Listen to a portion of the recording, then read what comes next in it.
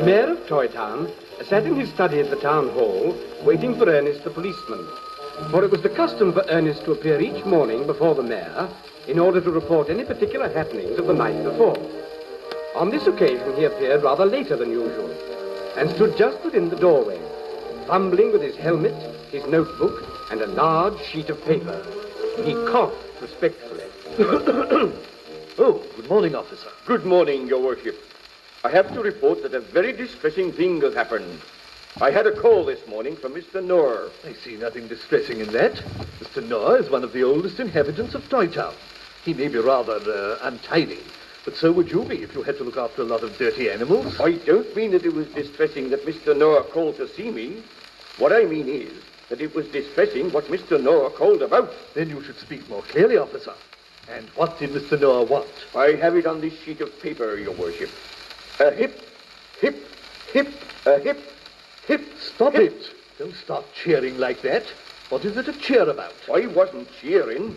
I was trying to tell you what it was that Mr. Noor wanted. It was a hip, hip, hip, hippopotamus. A hippopotamus. That's it, sir. Well, let's call it a hippo for short, or the morning will have gone before you've finished. Now come, officer. Why did Mr. Noor come to you for a hippo? He's mislaid one, sir. Lost it, as you might say. Then if you told me that at once, we should have saved time. I have here a full description of the animal. It's a baby hippo, sir, and it was wearing a blue and white sweater knitted for it by Mrs. Noor. Ah, yes. No doubt an animal of that kind would feel the cold. And it seems that this hippo has very curious habits. It likes to lie about in puddles of water. I hope it removes its sweater first. I didn't ask Mr. Noor that. However, it seems that yesterday the animal told Mr. Noor that he was going out to look for a nice puddle. And then he disappeared. Disappeared? Yes, Your Worship. He disappeared all of a sudden like. Well, of course, one would hardly expect a hippopotamus to disappear gradually. But proceed. That's all, sir. The animal has not been seen since. Well, I have an idea. I think this is clearly a case for the radio. The radio? What? That newfangled thing the inventor's playing with? Officer, I must point out that you are not at all respectful. The inventor has promised me that we shall have the radio in TOYTOWN as they have it elsewhere. And if he fulfills his promise, we shall shortly be able to broadcast a message regarding the young hippo. I don't wish to be disrespectful, like Your Worship, but if that inventor starts messing about with his radio and Mr. Noor's hippo, something dreadful is going to happen. Nonsense, officer, nonsense. Kindly ring for my hat and chain. We'll go at once to the inventor's workshop and see if he can help us.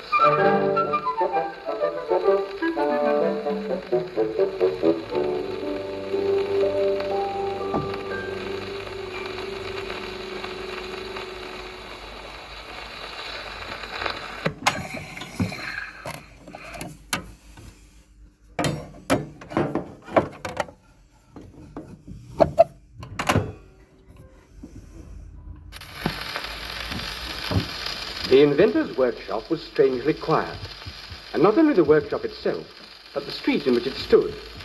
For as a rule, there was such an uproar of banging, whistling, hooting, and sawing proceeding from the inventor's workshop that the people living around were unable to sleep. Several days earlier, the noise from the workshop had ceased, and the neighbors had immediately gone to bed, where they'd remained ever since. The mayor and Ernest quite expected to find the inventor in bed too, but he was not. He was in his workshop, surrounded by rows and rows of wire. There was wire everywhere. It lay twisted upon the floor, it hung in loops from the walls and ceiling, and the inventor was so entangled in wire that he looked like a cocoon. He was busily snipping at the wire with a pair of pliers as his visitors entered. Good morning, Mr. Mayor. Good morning, officer. Good morning. I wonder whether you would be so kind as to help me out of this wire. I seem to have got it a trifle twisted. May I ask what it is you're inventing? A radio. I beg your pardon? A radio. It's a kind of telephone without wire. The worst of it is one has to have such a lot of wire to make it work. What I want to know is... Tut, officer. This is no time for silly questions. I rather gather, Mr. Inventor, that you will be able to broadcast messages very shortly by means of your radio. I don't see why not. I'm sure I don't see why not. I hope to broadcast music from the town band. Why not messages? Yes, but how are people going to hear them? That's what I want to know. You won't catch me there, officer. You won't catch me there. I thought of that. When I began to invent radio, it occurred to me immediately that it was no good having radio unless people could hear it. So I arranged with Mr. Peter Brass to open a little shop for the sale of radio gadgets so that people could build their own sets. I've seen that new shop of Brass's. He's got a lot of things in the window like old toffee tins. Those would be earphones. Maybe. Well, as soon as I saw them, I said to myself, Peter Brass, you're up to no good. And I went into the shop and took his name and address. As a matter of fact, I believe that Brass's shop is quite useful. Most of the young animals of TOYTOWN have been making themselves receiving sets. Mrs. Goose, the confectioner, has been doing a big trade in old cigar boxes. They're the useful thing, cigar boxes, when you're making a radio set. If we've got to wait for people to hear messages on a lot of old toffee tins and cigar boxes, we shall never find Mr. Noah's hippo. It'd be quicker to knock at every door in TOYTOWN and ask if anybody's seen him. Talking of receiving sets, Mr. Mayor, I have here a very novel kind of set which I could let you have for quite a low price. This strange-looking arrangement on wheels looks to me more like a barrel auger. Well, as a matter of fact, I have made it so that one can use it as a barrel organ if one wants to.